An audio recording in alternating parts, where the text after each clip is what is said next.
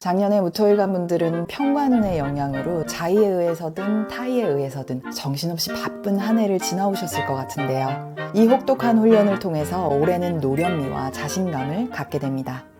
25년 을사년의 의미는요, 작년에 간목이라는 싹이 을목이라는 꽃으로 피어나는 의미가 있죠. 작년에 싹을 틔운 무토일관 분들은 올해는 꽃을 피우게 되는 건데요. 정관운으로 꽃을 피운다는 것은요, 권위나 책임, 성실함을 상징하기 때문에 사회적인 신뢰와 신망을 얻게 되는 것으로 해석할 수 있습니다. 그동안 노력하고 맡은 바 성실하게 임한 분들은 올해는 신뢰를 얻고 좋은 평판을 얻으실 수 있겠는데요. 올해도 여전히 무토일관 분들은 자신이 속한 조직이나 집단 속에서 사회적인 역할을 성실하게 수행하게 됩니다. 하지만 마음가짐에서 작년과는 좀 차이가 있겠는데요. 작년에는 맡겨진 일을 해결하는 데 급급했다면 올해는 어떤 마음가짐과 태도로 일할지에 대해서 좀 더 진지하게 고민하기 시작하죠.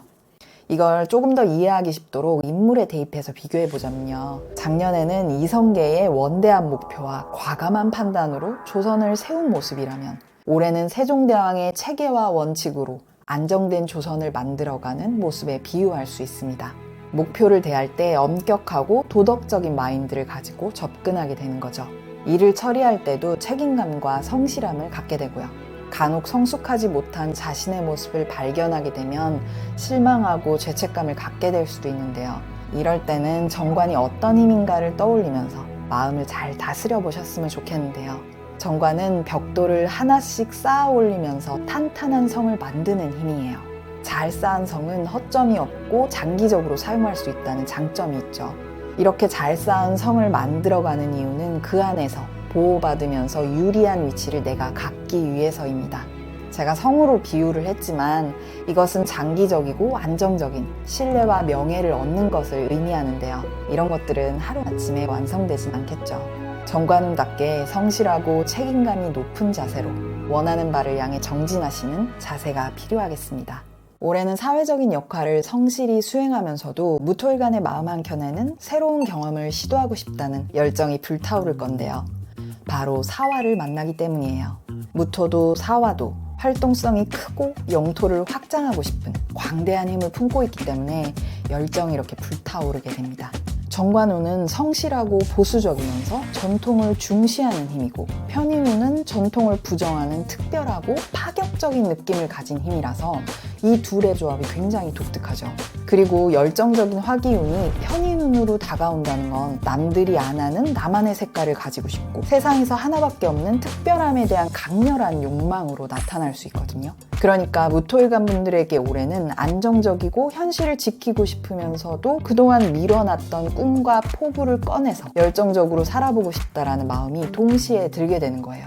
편인운에는 새롭고 신기한 것들에 대해서 눈이 막 돌아가고 몰두하기 쉬운 시기인데요. 정관운의 영향도 함께 있기 때문에 맡은 바 책무를 다하면서 기존의 역할을 동시에 잘 수행해야 합니다. 편인운의 강력한 유혹으로 새로운 것에만 몰입하다가 막상 해야 할 것을 소홀히 해서는 안 되겠습니다. 또한 관성운이 인성운으로 흘러가고 있죠. 무토일관 분들은 꽤 오랜 시간 관성운의 영향을 받고 있었기 때문에 개인의 취향보다는 주변의 시선이나 사회적으로 요구되는 이런 역할들을 해내기 위해서 노력하는 운의 흐름을 지나고 있었습니다. 그런데 이런 관성운의 흐름이 인성운으로 바뀌기 시작하는 시기가 바로 올해부터죠. 그래서 당연히 여기고 있던 것들에 대해서 의문들이 생길 수 있어요. 이게 진짜 나랑 잘 맞는 건가? 내가 원하는 대로 살고 있는 건가? 내게 맡겨진 역할에 최선을 다하면서도 그 과정에서 새로운 의문들이 자연스럽게 생기는 거죠. 사회적인 관습이나 가치에서 이제 서서히 벗어나서 무토일관 분들은 올해부터 개인의 정신이 깨어나게 됩니다. 그래서 더욱 새로운 시도나 도전을 하고 싶어지기도 할 것 같아요. 이제부터는 기존에 해왔던 생활 패턴이나 생각에 변화를 주어서 개인의 취향을 찾고 발견하는 데에도 집중해 보시면 좋겠습니다. 물론 일상의 작은 변화부터 시작해보는 게 좋겠죠. 편인은 과감한 전복의 힘이 아닙니다. 모든 것을 뒤엎고 판을 새롭게 짜는 힘이 아니라요. 기존의 생각에 의문을 가지고 나만의 시각에서 깨달음과 성찰을 하는 힘이죠. 이런 과정을 통해서 나라는 사람이 이런 사람이었지 라면서 정신을 뾰족하게 가다듬는 힘입니다.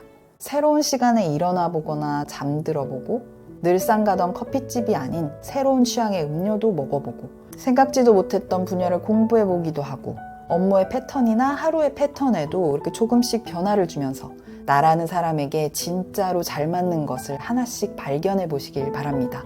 이 과정에서 같이 꼭 하셔야 할 것은 새로운 경험에 대한 감정과 생각을 꼼꼼히 기록하는 겁니다.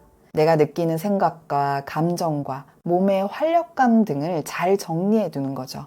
기록을 꼼꼼히 하시다 보면 내가 하고 싶고 원하던 것을 막상 해보니 나에게 부정적인 효과가 있다던가 내가 싫고 피하고 싶었던 것을 했을 때 오히려 몸에 활력감이 생긴다던가 생각지도 못한 나에 대한 새로운 발견을 하실 수 있을 겁니다. 자신에 대한 작은 발견들 하나하나가 모여서 나에게 꼭 맞는 삶을 발견하게 되는 자아 정체성이라는 큰 줄기가 됩니다. 1년 동안 빼곡히 적어놓은 기록들은 인생을 이끌어줄 위대한 스승이 되어줄 겁니다. 이제 성실함과 열정이라는 무기를 갖추시고 새로운 25년을 향해 힘차게 나아가시길 바랍니다.